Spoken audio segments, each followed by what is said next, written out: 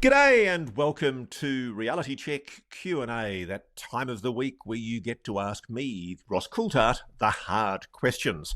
And here to grill me, Meagan Medick. G'day, Meagan. How are you? Ross, Merry I'm Christmas. awesome. Oh, Merry Christmas to you as well, my friend. Any big plans? It's going to be a very nice, quiet beach holiday in Sydney. Frankly, lying in a beach house by the sea. That's all I want to do.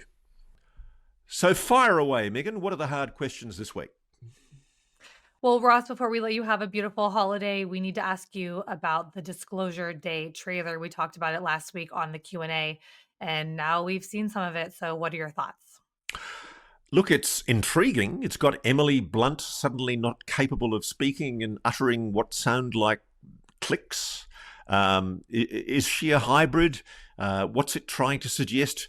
Frankly, it's anyone's guess, but it's intriguing. The idea, there's an amazing sequence where you've got deer looking in through a window. I'd be guessing, frankly, what any of this means. I would dearly love to sit Steven Spielberg down and give him a grilling and find out what's coming. I guess part of me hopes that it's not presenting the standard aliens as imminent threat narrative, which worries me a little bit. There's a sort of a narrative of threat and spookiness running through the whole show. Maybe we're prejudging if we believe that it's essentially pushing a threat narrative. But I think it's exciting to see any mainstream movie director looking at the issue of disclosure, and I sincerely hope it pushes the narrative further towards encouraging President Trump to be more open.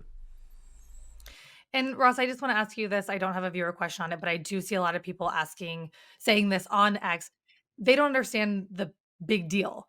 They're saying it's a movie trailer. Can you kind of go into the background on Steven Spielberg and the CIA and some of his other movies and why this might be actual disclosure?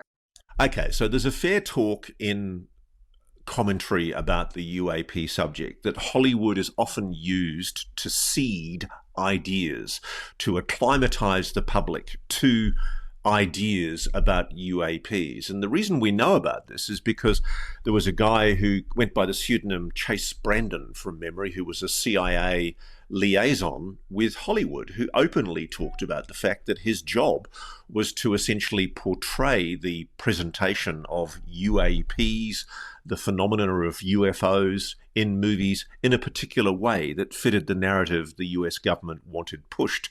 My former Need to Know podcast colleague, Bryce Zabel, had an experience with his co-producer on his Dark Skies series, where people from Navy intelligence approached them both and essentially offered to craft the narrative to help them shape a more accurate representation of how aliens should be presented. And when they pointed out that, in fact, this was a fictional program, a series that had been crafted from their imagination, the people from Navy intelligence told them that they could help them air something that was actually closer to the truth, which essentially is an implicit acknowledgement that there are people in the defence and intelligence community that know a lot more than they're letting on, and they're using Hollywood as a way of acclimatizing the public. And so that's the suspicion with Steven Spielberg. Spielberg obviously made E.T. the Extraterrestrial and Close Encounters. I find it intriguing that E.T. the Extraterrestrial has a head very similar to this one, which is the being. This is the head from one of the beings, a three-dimensional copy that we saw in Peru. One of these weird, I don't know what they are, reptilian creatures that seem to have been preserved with some kind of dust in a cave in the Nazca Desert. Bears an uncanny resemblance to the object that we would describe as E.T. in the movie. And then the movie Close Encounters obviously had a very heavy influence from J. Allen Hynek and Jacques Vallée. I don't doubt for a moment that the military, the intelligence community, use Hollywood as a way of projecting an idea, of acclimatizing the public. And I guess that's the suspicion that people have with Steven Spielberg. Is he being used? Has he been fed? Because Close Encounters particularly was an extremely well-informed film. A lot of the ideas in Close Encounters endure today in a lot of the witness accounts and experiencer accounts. And it may have just been damn good research on Spielberg's part, but as I mentioned in the last Q&A, there was a time when Close Encounters was shown in the White House under Ronald Reagan, and Ronald Reagan acknowledged that Spielberg knew a little bit more than most people in the room about the phenomenon. And there's been a long question mark as to whether Steven Spielberg might have been briefed or read into aspects of The Secret. I want to tell you about a great new sponsor we've got on Reality Check, ExpressVPN. A VPN is an encrypted tunnel between your phone, your laptop, your tablet, and the internet. And think about it. Think about how often you use public Wi-Fi where you can't control who can see your data between your computer and that Wi-Fi connection. I've seen this for myself. I've seen how easy it is for hackers to tap in to your data at a busy airport. Think about how often you go to an airport and you log in to public Wi-Fi without thinking about the consequences of putting your personal data, your credit card number, your bank account login, the secret messages to your work or your wife. They can read it. It's unbelievable to see just what the hackers can do. Why VPN? Why ExpressVPN? Because they've got super encryption. It would take a hacker 1 billion years to get into your data. I would suggest you get your online data today secured by visiting expressvpn.com/Ross. That's expressvpn.com/Ross. And if you do this quickly enough, you can get 4 months extra. expressvpn.com/Ross. And Ross, I'll just say going online without ExpressVPN is like driving a car without a seatbelt. Absolutely. All right, we have a viewer question from Austin on X. Has he reached out to Steven Spielberg to hear his insights on the matter? Seems like someone who you could get connected to for a conversation. Believe me, if I can get Steven Spielberg onto Reality Check, we will be there with bells on. I'm very excited because we do have phone numbers for Steven Spielberg, direct phone numbers, I'm assured, that we've procured from a very sensitive source. And yes, we will be reaching out to Steven Spielberg. We've tried him before, of course, no avail. I can imagine that at some stage they're going to start opening up the publicity for their film, Disclosure Day. And look, maybe he might be more willing to be more open. I certainly will be trying. All right, we will move on to metallic spheres. This is from Just the Dab on X. Hi, Meagan and Ross. Regarding these metallic spheres investigated by the likes of Patrick Jackson and Dr. Villarroel, do you think that the phenomenon behind these spheres know that we're aware of them and that we're investigating? Could this result into them becoming more stealthy? Oh, that's a good theory. Look, certainly from what Patrick Jackson hypothesizes, the spheres go to great efforts to avoid exposing humans to dangerous levels of ionizing radiation. It's part of Patrick's theory that when they transmit from the homes or the buildings that they locate themselves in on this planet, they try and find the more remote part of the house. And they're at pains sometimes to ensure that they don't hurt humans. So yes, they seem to be capable of being programmed as presumably some kind of autonomous object to avoid humans, but not because they're trying to hide themselves from us necessarily. They don't seem to be doing a very good job of that. They don't seem to be worried about being seen, but to stop us from being hurt, which I guess indicates a degree of benevolence.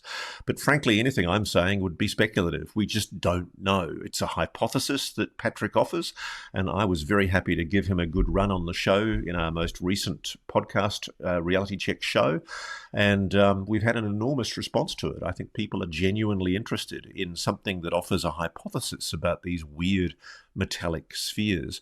They are stealthy. They do try to avoid contact with humans, But the motivations for that, I suspect, are more to do with the possibility of exposing humans to ionizing radiation rather than trying to hide themselves from us. Because, frankly, the spheres, whatever they are they part of the orb phenomenon? I certainly don't see any lessening in the orb phenomenon all around the world at the moment. There seems to be an increase, if anything, in the frequency of the display of orbs and metallic spheres. Going by the volume of calls and messages that I'm getting, people are reporting this phenomenon all over the world. And by the way, the drones, so-called, haven't gone away. And I'm not buying into the explanation that's currently being offered that it's Russians. Yes, a bunch of students have suggested in Europe that there is a pattern that suggests that there are Russian vessels close by that were around at the time behaving suspiciously when the drones are operating over civilian and military airspace in ways that are very concerning to European authorities. But nobody has proved yet that it's been capable of tracking those drones, bringing down those drones. We don't even know if they're drones. Are they orbs? We don't know what they are. And I think there needs to be more honesty about what it is we're dealing with. There is a phenomenon that no one can explain, and we now have that officially from various European governments and indeed from the American government. They've had these weird objects, possibly orbs, possibly drones, over sensitive airspace for years now, and we still have no explanation. Could it be that they're part of what Patrick Jackson hypothesizes is some kind of non-human network? And why is that not a plausible explanation when, frankly, there is no explanation? There's no data, there's no proof to substantiate in any way that it's Russians. If it is dastardly Ruskies, let's see the evidence.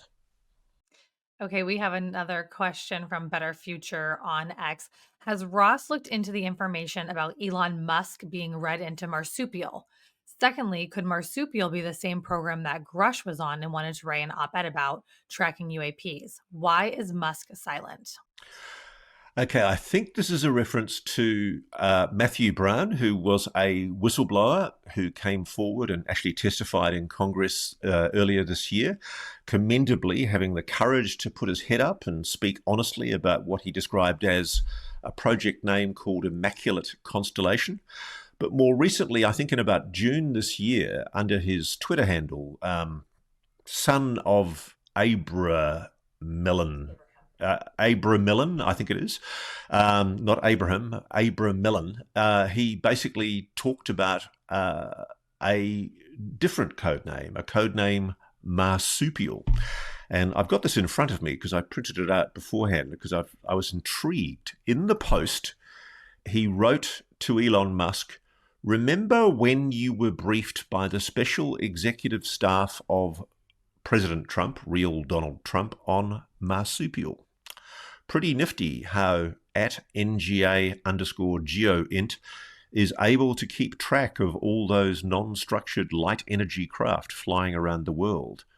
Go at Cardinals. Why would you say go at Cardinals? And is it just me, or is the fact that there's a mention of cardinal there relevant to what we were just talking about with Steven Spielberg? Anyway, moving on. But they were lying to you when they said, we don't know how they work. So Matthew Brown seems to be alleging that MARSUPIAL is a program involving the National Geospatial Intelligence Agency, the NGA, for tracking structured light energy craft, a term he uses for anomalous phenomena, luminous plasma-like UAPs without solid structure.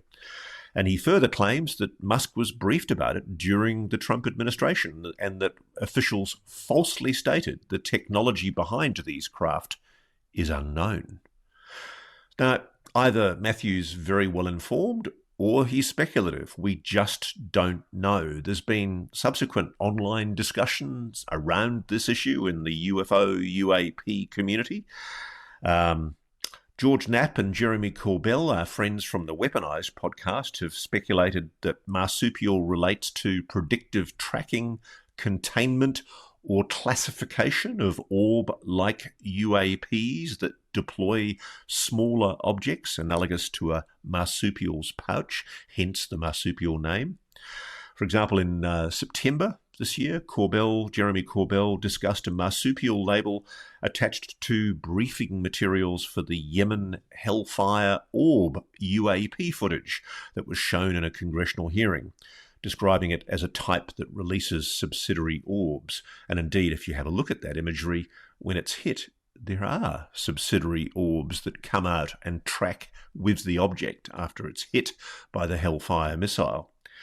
And there are also some other interpretations online that suggest it might be linked to the Aguadilla 2013 Puerto Rico orb or the Tehran incidents involving similar light energy phenomena.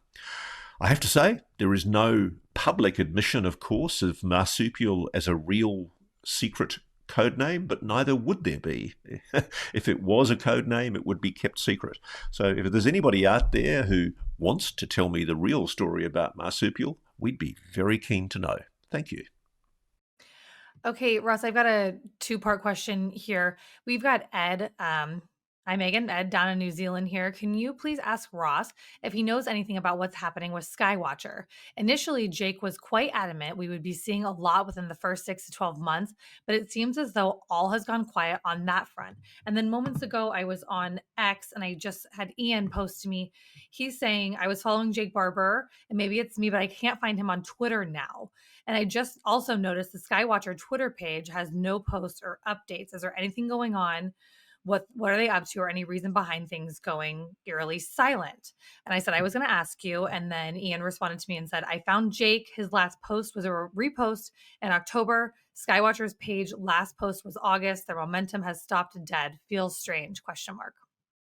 It does feel strange, and I don't know what's going on. What I'm told officially that Skywatcher's moved beyond the field investigation phase and that they're now doing data analysis, which I have to say was a surprise to some of the people I was talking to inside Skywatcher. They thought that the field studies were going to be continuing.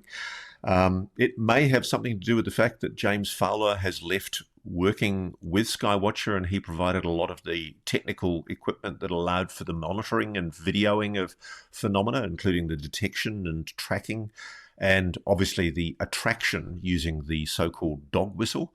I would be speculating. I haven't spoken to Jake recently. I will reach out to him. I'll ask him what's going on. I'm aware of a few things that have been going on about Skywatcher that I can't talk about. I wish I could talk more fully, but basically, last time we heard from them, the official explanation was that they were at the data analysis stage. And yes, I think we're long overdue for an update. Okay, we have a question coming in from Carmen. Hello, Ross. Thank you for your hard work to inform us on the most important topics. I am confused about Jay Stratton's role in the disclosure movement. He is one of the most important whistleblowers about the legacy program, yet he reportedly works for Radiance Technologies along Dr. Travis Taylor. Lou Elizondo's lawyer made comments in an interview that will imply that Radiance Technologies is involved in the acquisition of NHI materials and in the blocking of the Chuck Schumer UAP bill through the influence of an Ohio senator from Patterson-based district. Do you have any thoughts on this entanglement of disclosure figures with diverse interests and each other? Thank you, Carmen. Carmen, I'm happy to be proved wrong, but I'm pretty sure that Jay Stratton, the former head of the UAP task force inside the Pentagon, and Travis Taylor, who also worked obviously with the NIDS team, with Robert Bigelow, and on the ORSAP investigations into anomalous phenomena, and is also very much prominent in the Skinwalker Ranch series. I don't think either man is working anymore for Radiance Technologies. And look, I don't know for sure. Jay's publishing a book. I think it's coming out in January, February next year, and I'm looking forward to it very much. We will, of course, be trying to get him on Reality Check. And Jay, there's an open invitation here. Jay is very cautious and very guarded for good reason, because he's constrained by national security constraints, the same kind of NDAs that everyone operates on if they've operated within the secret world. But I'm pretty sure that the explanation for Radiance, the way it's been told to me, is Jay and Travis did go and work for Radiance. There was speculation that Radiance was going to be gifted technology, UAP technology, as part of that arrangement. And nobody's said this officially. Jay hasn't said this to me, neither has Travis. But essentially, there's been a lot of speculation that the object that at one stage Lockheed Martin was going to pass over to Bigelow, that there was a change of strategy, change of plan, because Bigelow became too publicly known, and that the transition was going to be happening, the handover was going to be happening to Radiance. And I can imagine Radiance, wanting to get their hands on that kind of technology, would see huge advantage in having the head of the UAP task force, immediate past UAP TF boss, Jay Stratton, on board, and Travis Taylor, who's a scientist with great renown in the subject and study of UAPs. But I guess if they didn't get the object, if the transition of that object, the passing over of that object, was blocked for some reason, which I understand it was, then I guess there'd be no point in them staying working there. All I know is that neither of them are working, I'm told, for Radiance Technologies, and they haven't done for quite a while. Okay, here is an email from Damon. Hey, Ross and Megan, I am wondering what your thoughts are on the 1997 Alien interview. About a year ago, it resurfaced and it caught my attention because of Jon Stewart's claim that the video is real and how he did his own investigation to identify and contact some of the individuals to validate that the video is true. Thanks. Look, I honestly don't have any data points to suggest that the video is authentic or not authentic. I just don't know. What worries me a little bit about John is he places a lot of faith in Rick Doty, who is an acknowledged disinformation psyops operative that worked with Air Force Office of Special Investigations. I'm sure Rick's a nice human being. I've not engaged with him, but basically this is somebody who admits that he's deceived people and used UFOs as a way of misleading the public. So I wouldn't use him as an information source. And so I'm told that Doty is part of the source for the provenance of the alien interview. And for that reason, I think we have to treat it with extreme skepticism. I'm certainly interested in the alien interview, and it's been around for a long while. But whether it's authentic or not, I just don't know. Okay, we have an email from David. Hi, Megan and Ross. Why should only humans have a soul and still exist after death? Surely other mammals and perhaps even other creatures on Earth would be no different to us humans in this regard. Keep up the great work. Oh, that's interesting. That's a really interesting question. Yeah, it's interesting. One of the things I've noticed in my very limited studies of different religions is that the Abrahamic religions, the Christianity, Judaism, Islam, they endow animals with a kind of a soul, but it's not as big as the human soul. Whereas in Eastern religions, Hinduism, Buddhism, etc., they strongly affirm that animals have souls and that they even reincarnate. Obviously, the idea of souls is still speculative. I personally increasingly come around to the idea that if consciousness is non-local, as quantum physics and certain scientists are increasingly suggesting, it means that our consciousness, our sense of ourselves as human beings, may very well survive physical death, and that we are part of a unitary consciousness. And in fact, there is the possibility that free will may be a myth, complete myth, and that we are just part of one big uber consciousness. So within that idea,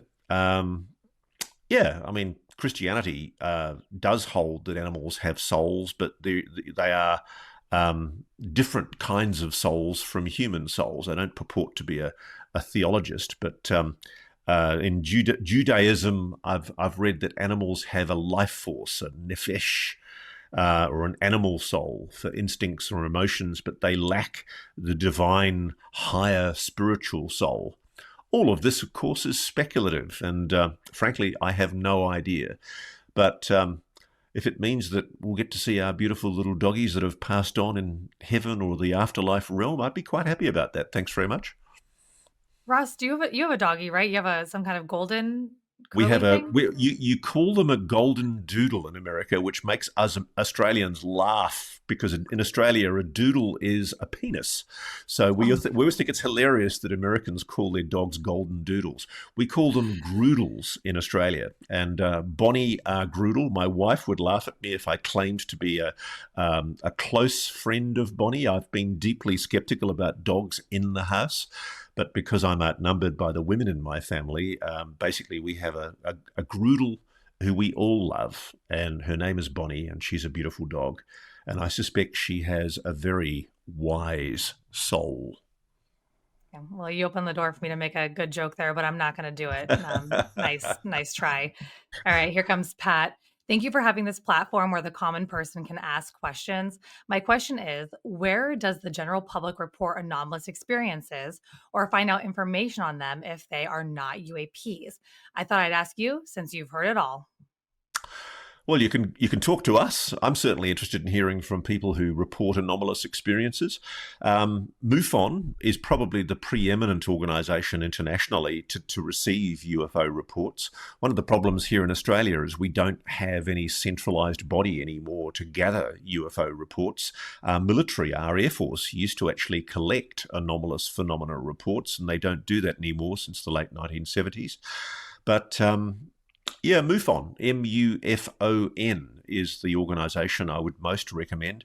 One of the criticisms of MUFON, and look, it's probably unfair just because of the volume of information they get, is that they receive an enormous amount of information, but they don't do enough analysis.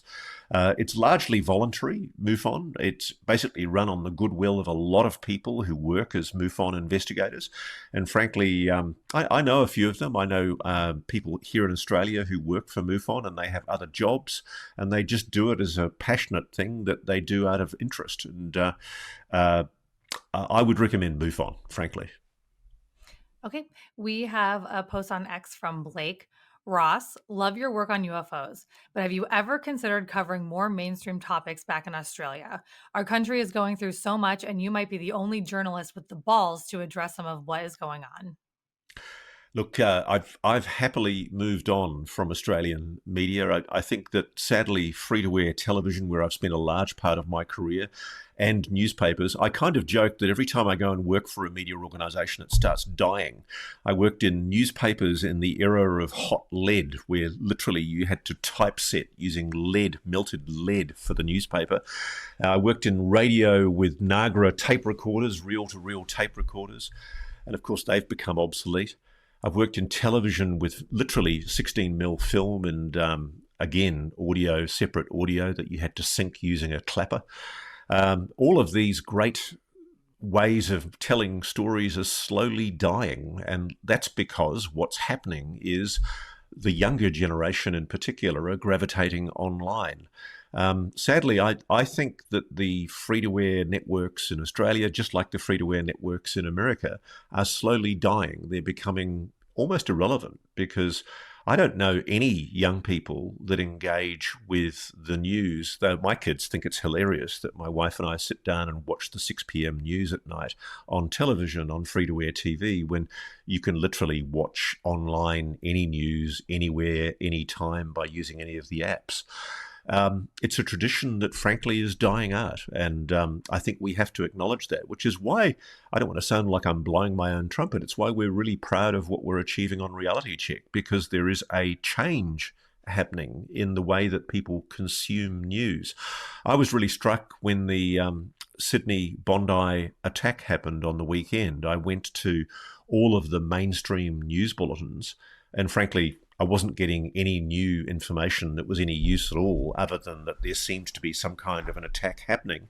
And this was the case for at least an hour or 2 hours. And because I was really worried about where my kids were, and after I'd rung them and made sure they were safe, I went on Twitter. And I was really struck by how quickly I was able to inform myself on Twitter, because people were posting videos on Twitter and TikTok and Instagram reporting literally from the scene. And so it was quite chilling to see on social media people in the Jewish community who were squatting in that terrible melee, literally hearing the rifle shots going off in the background and knowing that I was looking at video that frankly wasn't available on mainstream media. And I haven't actually seen it yet on mainstream media. So what's happening, I think, is we have a much more rigorous way of deriving news, new information through online. And that's what we try and do for you with Reality Check and here at NewsNation as well. We're slowly moving a lot more of our product online because we recognize that people like to consume through their online portals. And I think we have to move with the times and accept that Google, Amazon, Facebook, all of these organizations that made a fortune out of moving online are slowly gobbling up all the revenue from the big mainstream media organizations. And there's no longer the funding to do the kind of investigative journalism that I like doing. In the good old days of 60 Minutes in Australia or any of the current affairs programs, public affairs shows that I've worked on in Australia, you would be left alone for weeks, sometimes months at a time, and told to go off and investigate something. And none of my friends that work in free-to-air television have that freedom anymore. There's just no money.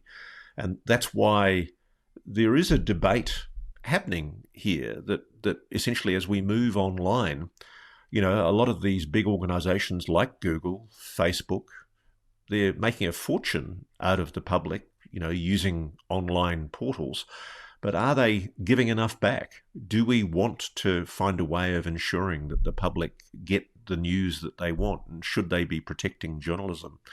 I'm not a big fan of retroactively trying to protect journalism because I think a lot of journalism is lazy and bland and it just needs to wake up and go with the times. But I do agree. I mean, there are a lot of stories that aren't being covered in Australia that should be being covered, just like they're not being covered in the US. And I think increasingly you're going to see that moving online. And that's a transition that I think is inevitable. Okay, one more question to close out the Q&As of 2025. This is from UAP Tree on X. What is Ross's outlook of 2026? Is he hopeful of what the coming year may bring? Anything to look forward to? Okay, here's my take. Everything hangs on one man, Donald Trump. Donald Trump's a transactional person. He'll be asking the question, now that he's been briefed, and I'm sure he has been, about NHI, what's in it for him? What benefit is derived for him to be the person who comes forward and tells the public the truth? We don't know the whole story. Frankly, a lot of what we report still has to be speculative. I'm very influenced by the fact that good people like David Grush and others have talked about agreements, and there's a question mark in my mind. Is there some kind of agreement that constrains government from revealing what it knows about the phenomenon? I don't accept that it's a slippery slope to reveal the existence of an NHI engaging with this planet and to stop there. I think the public have the right to know that. I do think, and I've said this many times so it won't come as a surprise to our audience, there may be good reasons for why weapons systems, incredible technological breakthroughs may need to be protected so that our potential foreign adversary rivals don't secure an advantage by stealing them from us. We live in the free world still, and we're teetering on the edge of incredibly dangerous times geopolitically. So I can understand why there may be a view in government that it's necessary to protect the secrecy of certain technologies. But if I was Donald Trump, 2026 represents a moment for greatness. It represents a moment where he could be the person who does definitively reveal the existence of the deep state. And sadly, I think it's going to require an amnesty. As much as it galls me when I think of the crimes that have allegedly been committed to conceal this whole legacy UAP retrieval and reverse engineering program, the cheating, the lying, the murdering, the threats. There's been generations of people bullied, intimidated, and in some cases killed to hide this secret. I actually think we need an amnesty. I think the big decision that the president has to make is what's in it for him, what's in it for his administration to tell the American people we are not alone. I can't predict what Donald Trump is going to do. But what I am aware of is a lot of people are telling me that the NHI are pushing that timescale. They're demanding, pushing a disclosure. And I suspect that has a lot to do with what we've been seeing in our skies. There is an increased frequency of anomalous phenomena in our skies, whether the skeptics want to admit it or not. We are seeing huge numbers of orbs, supposed drones, which I refuse to call drones, appearing over sensitive military and civilian facilities. And I've had numerous people say to me from within defence and intelligence that they have no explanation for what these objects are or where they come from. Here we are, it's well over a year on from when there was the last drone flap over New Jersey. But don't forget that these so-called drone flaps have been happening for years, in fact, going right back to the 1980s with the Belgian UFO flap. There's been anomalous objects showing themselves over sensitive military and civilian airspace for a very, very long time, and that's intensifying. So I suspect the NHI are turning up the heat. And I suspect that the Pentagon, the intelligence community, the people in private aerospace that are sitting on this secret and trying to keep it for themselves, they know they're on a limited timescale. So I just implore them, I implore President Trump to make a decision, to reach a conclusion about what he should do. I appreciate that the decision was made during the period of the last Bush White House, according to Hal Puthoff, not to reveal what is known about UAPs. Begs the question, what is it that they know that means that we can't be told about it? But surely things have moved on 30, 40 years on. It's time we knew. And I think the public is becoming impatient. There's a wisdom of the crowd here.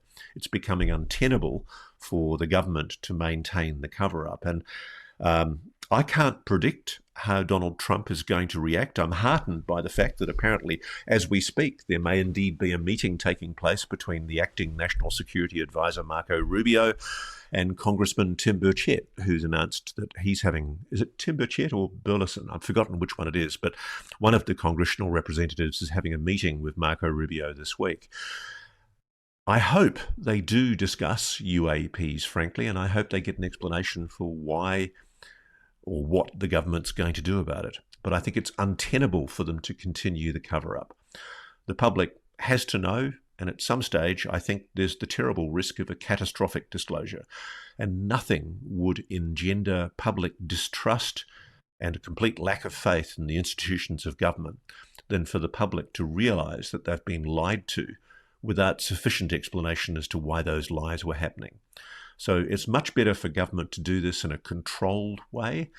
I worry, frankly, at some of the things I get told by people, because I do think that it would be better for government to control the narrative on this and explain to the public why they're doing what they're doing. I like to think the very best of America. It's been the leader of the free world and an exemplar for democratic ideals and freedoms. Freedom of speech, freedom of association. And those ideals should live on in how they project transparency about the UAP disclosure issue. So I can't give you a prediction about what I think is going to happen in 2026, but I certainly think there's going to be increasing pressure on the Trump administration and on key figures in that administration to be more open with the public. And I don't think there's going to be any lessening in the witnesses that are coming forward. I'm talking to people who are seriously considering sticking their heads up, and I know others are as well. And it's not going to go away. So, Mr. Trump, the ball is in your court, sir. Okay, Ross. Well, with that, I wish you a happy new year. And happy Christmas and happy new year to you as well, Meagan. I'm very much looking forward to a restful Christmas break.